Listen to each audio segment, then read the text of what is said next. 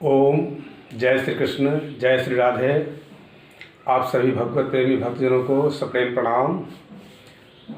बंधुओं, बहुत से विद्यार्थियों का आग्रह था कि महाराज जी एक विद्यार्थियों के लिए वीडियो बनाइए कि दिमाग को तेज कैसे किया जाए। बहुत से विद्यार्थी बार बार पढ़ते हैं और भूल जाते हैं, उन्हें याद नहीं रहता है कि हम क्या करें, कैसे करें, क्या पढ़े क्या नहीं पढ़े, कल क्या पढ़े थे, परसों क्या पढ़े थे, भूल जाते हैं। कुछ बातें याद रहती है और ज़्यादा से ज़्यादा बातें भूल जाते हैं।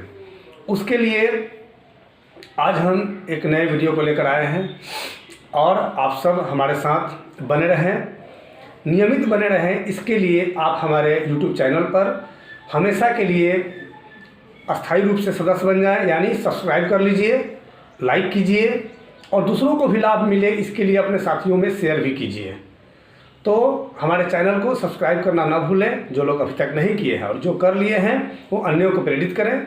तो आज हम दिमाग को तेज करने का उपाय बताने जा रहे हैं कि अपना मस्तिष्क जो है कैसे तीव्र हो। क्योंकि जो दिमाग न्यूटन के पास था, जो महर्षि पतंजलि के पास था, जो गर्ग गौतम पाणिनि सानिल अत्रि वशिष्ठ के पास था, जो रामकृष्ण बुद्ध महावीर के पास था, वही दिमाग हम लोगों के पास भी है। लेकिन हम उतने बड़े क्यों नहीं हुए, या उतना बड़ा क्यों नहीं हो पा रहे हैं, या उतना आगे क्यों नहीं जा रहे हैं? इसका कारण है कि हम अपने दिमाग का पूरा इस्तेमाल नहीं कर पाते हैं। अब दिमाग हमारा पूर्ण रूप से कार्य कैसे करें, इसके लिए एकदम इजीली उपाय है। अगर बायोलॉजी की माने, यानी जीव विज्ञान की, तो हमारा ये पूरा शरीर कोशिकाओं का बना हुआ है। अब कोशिकाएं हमारी स्वस्थ रहती हैं तो हम स्वस्थ रहते हैं। कोशिकाएं अगर मृत है, नष्ट है, तो हम भी मृत हैं, नष्ट हैं। यानी हमारा संपूर्ण ढांचा जो है ये कोशिकाओं के द्वारा ही निर्मित है। अब समयानुसार उम्र के 40 जब व्यतीत होते हैं तो कोशिका बनना बंद हो जाता है शरीर में।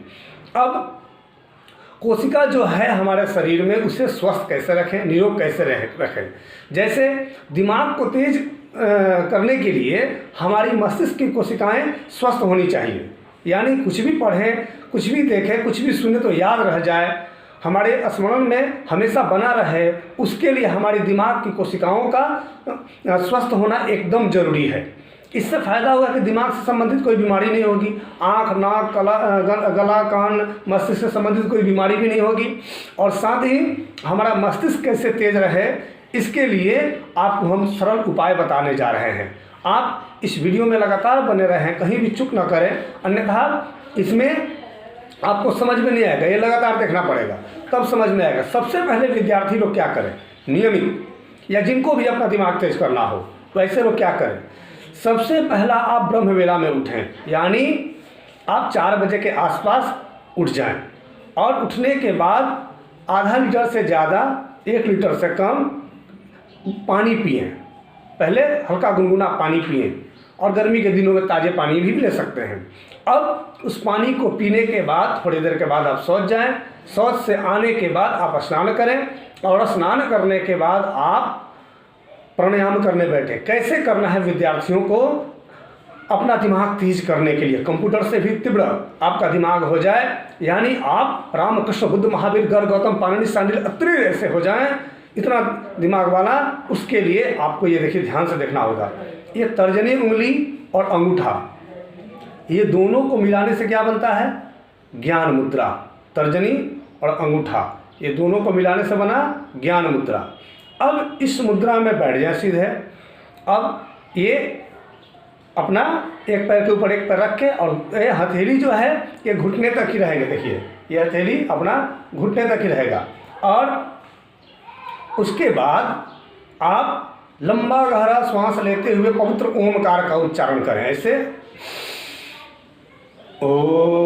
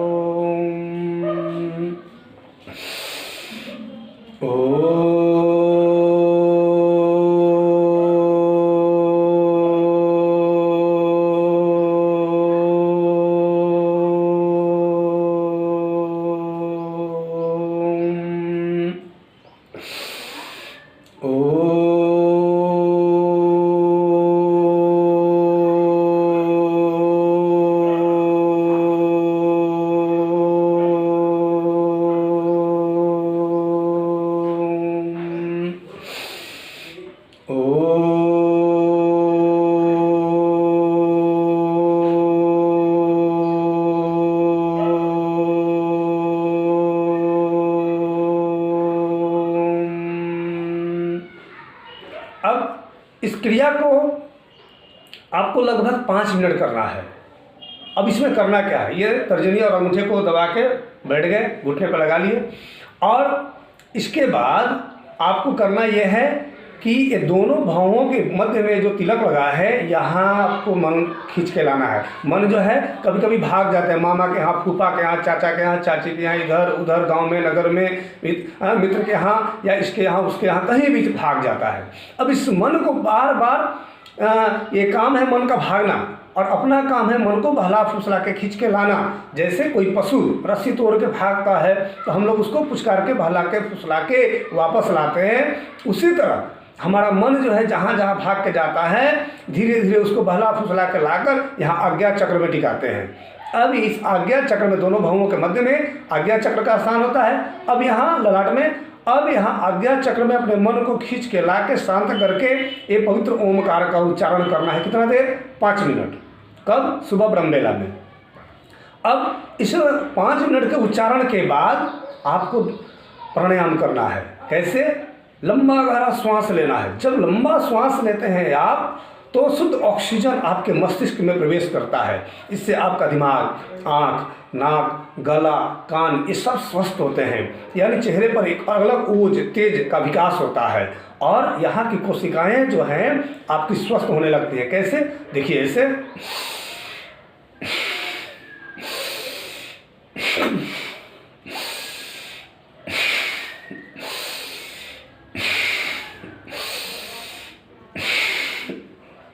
अब इस क्रिया को कभी भी किया जा सकता है, लेकिन दिमाग को तेज करने के लिए और दिमाग को खांसी भी न हो, इसके लिए आपको ब्रह्मवेला में करना है। खास करके दिमाग को तेज करने के लिए आपको ब्रह्मवेला में। क्यों?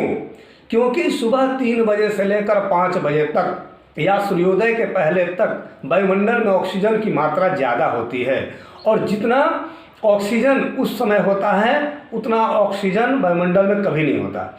इसलिए उस ब्रह्मवेला का लाभ उठाते हुए हम लोग उस समय ये प्राणायाम करते हैं, लंबा श्वास लेते हैं, तो भरपूर ऑक्सीजन प्रवेश, शुद्ध ऑक्सीजन प्रवेश करता है हमारे मस्तिष्क में नाक के द्वारा, और एक एक कोशिकाओं को स्वस्थ करता है, एक एक सेल को मजबूत करता है। जो मृत अवस्था में सेल पड़े हैं उन्हें रिजनरेट करता है, पुनर्जीवित करता है।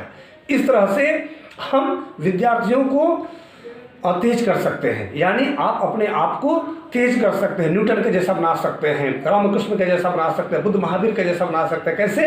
अपनी मस्तिष्क की कोशिकाओं को स्वस्थ रखकर। जितनी कोशिकाएं स्वस्थ होंगी, एक्टिव होंगी, उतनी ही ज़्यादा आपकी स्मरण शक्ति बढ़ेगी, सोचने समझने की शक्ति बढ़ेगी, और हर एक कार्य में दक्षता प्राप्त करेंगे आप। तो कैसे करें? लंबा श्वास लेंगे ऐसे,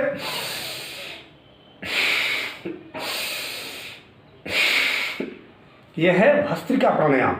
लेकिन करना कैसे? दबा के, इसको छोड़ना नहीं है। ये तर्जनी और अंगूठे को दबा के रखना है। ये नहीं कि ऐसा ही खींचे तो नहीं, ये दबा के रखना है। इसके बाद हम बहुत से धूल, मिट्टी, कार्बन अपने नाक के द्वारा खींच लेते हैं अंदर संसार में घूमते समय। अब उसको बाहर भी करना है, गंदगी को, ये भस्त्रिका प्राणायाम के द्वारा, और दूसरा कपालभाति के द्वारा। कैसे? ये कपालभाति प्राणायाम जो है, इसके द्वारा हम लोग, देखिए,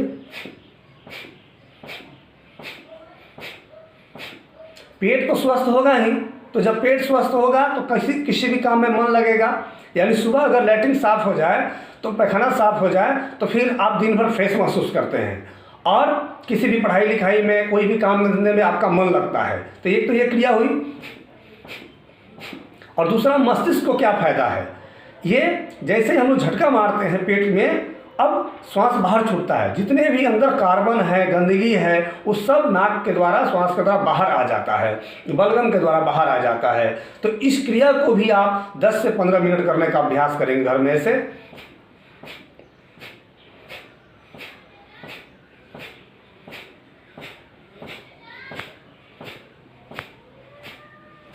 दृष्टि एकदम सामने रहेगी।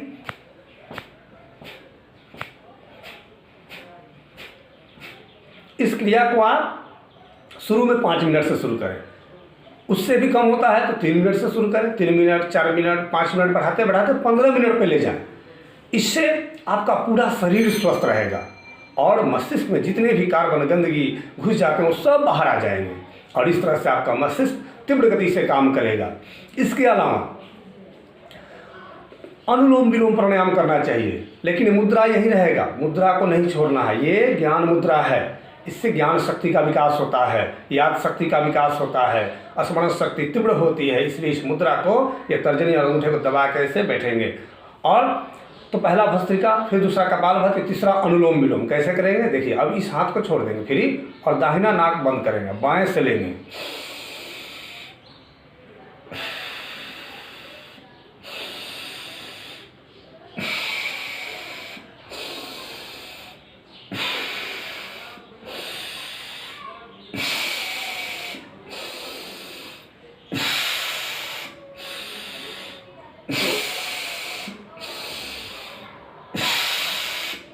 इस तरह से। यानी दोनों तरफ से लेना है, दोनों तरफ से छोड़ना है। लेकिन शुरू कैसे करना है, बाएं नाक से, यानी दाहिना बंद करेंगे शुरू में और बाएं से सांस लेंगे लंबा, फिर दाहिने से छोड़ेंगे, फिर दाहिने से छोड़े तो दाहिने से ही वापस लेंगे, फिर बाएं से छोड़ेंगे, फिर एक बार देखेंगे।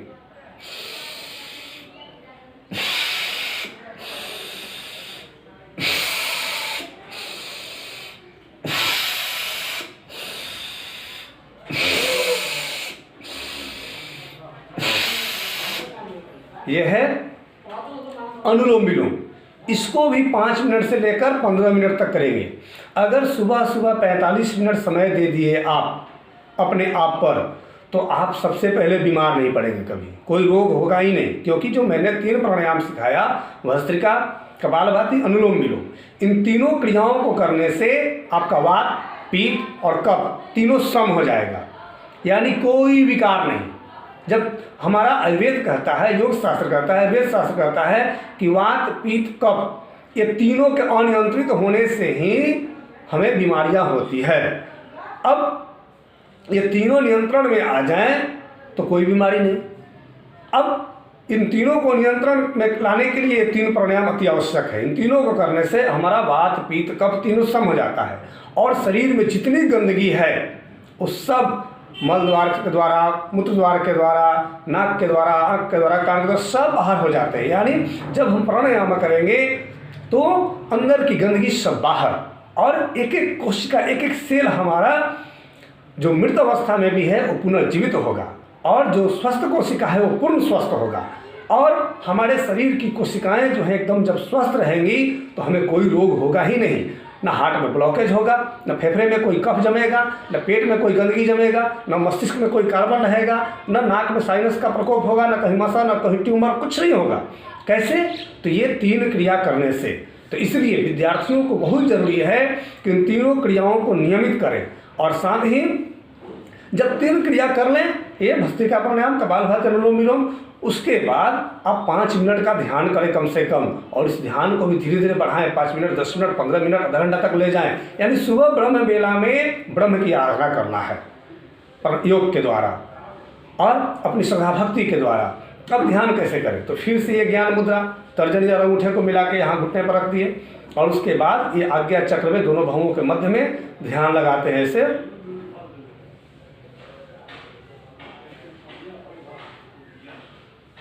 अब जब ध्यान करेंगे तो फिर आपका मन इधर उधर भागेगा, कभी फूफा के यहाँ चला जाएगा, कभी दीदी के यहाँ चला जाएगा, कभी ससुराल में चला जाएगा, कहीं कहीं चला जाएगा, लेकिन उससे घबराना नहीं है। अब धीरे धीरे उस मन को फिर बहला फुसला के इस आज्ञा चक्र पे लाना है और यहाँ ठिकाना है। धीरे धीरे अभ्यास करते जाएंगे और धीरे धीरे आपका मन आपके वश में हो जाएगा। तो जिसका मन वश में है वही मर्द है और वही पुरुष है, वही पुरुषार्थी है और वही आगे बढ़ सकता है। जिसका मन अपने वश में नहीं है वो दुनिया को वश में नहीं कर सकता है। जितने भी आज तक विश्व विजेता हुए सब जितेंद्रिय पुरुष ही हुए, जो अपने इंद्रियों को वश में रखते हैं, जो अपने मन को वश में रखते हैं। जो अपने मन को वश में नहीं कर सकता वो किसी को वश में नहीं कर सकता, क्योंकि वो खुद ही अपने वश में नहीं है, तो दूसरे उसके वश में कैसे आएंगे। इसलिए संसार को जीतने के लिए मन को जीतना अति आवश्यक है। तो यह है क्रिया। इसके अलावा खान पान में आप बादाम खाएं, शंखपुष्पी का सेवन करें, मेधावटी का सेवन करें, इन अमृत रसायन का सेवन करें। ये सब औषधियाँ हैं, इनको सेवन करने से मस्तिष्क में अगर कोई बीमारी है, कोई विकार है तो दूर हो जाते हैं, और साथ ही आपका मस्तिष्क तीव्र गति से काम करने लगता है। यानी कुछ सिद्धियाँ मिलती हैं आपको तंत्र मंत्र से, कुछ सिद्धियाँ मिलती हैं योग से, कुछ मिलती हैं आपके सात्विक भाव से, कुछ प्राप्त होता है खान पान से, कुछ होता है औषधियों से। तो यानी कुल मिलाकर हम अपने जीवन को पूर्ण योगमय बनाएं, अध्यात्ममय बनाएं, ताकि हमारा जीवन कल के लिए अच्छा हो। और कल के लिए कैसे अच्छा होगा? जब आज अच्छा होगा, वर्तमान अच्छा होगा। तो विद्यार्थी भाइयों, बंधुओं, बहनों, आप लोग इन क्रियाओं का अभ्यास करें और अपने जीवन को उज्जवल बनाएं। यही हमारी शुभकामना। जय श्री कृष्ण, जय श्री राधे, प्रणाम।